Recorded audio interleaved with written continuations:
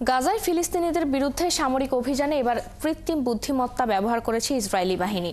শুধু ট্যাঙ্ক, বোমা, ড্রোনই নয়, যুদ্ধের মাঠে রয়েছে তথ্য প্রযুক্তি নির্ভর ডিজিটাল অস্ত্র, যা দিয়ে স্বয়ংক্রিয়ভাবে ঠিক করা হচ্ছে লক্ষ্যবস্তু। এমনকি বেনিয়ামিন নেতানিয়াহুর বাহিনীকে এসব ডিজিটাল অস্ত্রের যোগান দিচ্ছে গুগল, মাইক্রোসফট সহ বিশ্বখ্যাত মার্কিন প্রযুক্তি কোম্পানি। আরও জানাচ্ছেন ঋতু সাহা। গাজায় যুদ্ধের ধরন অনেকটাই পাল্টেছে। ইসরায়েলি বাহিনী এখন গাজায় যেসব হামলা চালাচ্ছে তার বেশিরভাগই পরিচালিত হচ্ছে কৃত্রিম বুদ্ধিমত্তা বা এআই দিয়ে। এরই মধ্যে এআই নির্ভর নজরদারি প্রযুক্তি, টার্গেটিং সিস্টেম ও ড্রোন পরিচালনা স্বয়ংক্রিয় ব্যবস্থা অপারেশনাল ইউনিটে যুক্ত করেছে তেল আবিব। এর মধ্যে দিয়ে যুদ্ধে মানব সম্পৃক্ততা কমিয়ে প্রযুক্তি নির্ভরতা বাড়ানোর দিকে জোর দিচ্ছে তারা।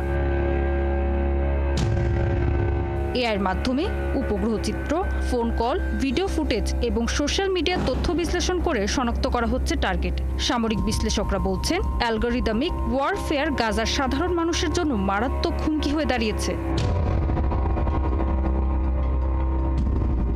এই প্রযুক্তির যোগানদাতা হিসেবে বারবারই উঠে আসছে যুক্তরাষ্ট্রের টেক জায়ান্টগুলোর নাম। মাইক্রোসফট দীর্ঘদিন ধরেই অ্যাজিওর গভর্নমেন্ট নামে একটি পৃথক সিকিউরিটি ক্লাউড প্ল্যাটফর্মের মাধ্যমে ইসরায়েলের সাথে কাজ করছে। এই ক্লাউডে বিশাল তথ্য ভাণ্ডার সঞ্চিত, যা রিয়েল টাইম বিশ্লেষণে ব্যবহার করা হয়ে থাকে। এদিকে প্রজেক্ট নিম্বাস নামে একটি যৌথ প্রকল্পে 2021 সালে ইসরায়েলি সরকারকে এআই ও ক্লাউড সেবা সরবরাহে $1.2 বিলিয়ন চুক্তি করেছে গুগল।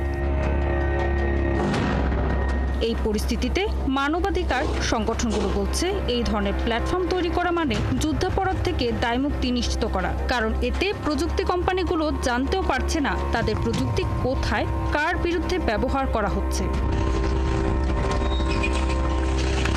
বিশ্লেষকরা বলছেন, এই প্রযুক্তি যুদ্ধের দায়ভার মানুষ থেকে সরিয়ে মেশিনের উপর চাপিয়ে দেওয়া হচ্ছে। ফলে আন্তর্জাতিক আইন লঙ্ঘন করেও অনেক সরকার পার পেয়ে যাচ্ছেন। ঋতু সাহা, ৭১।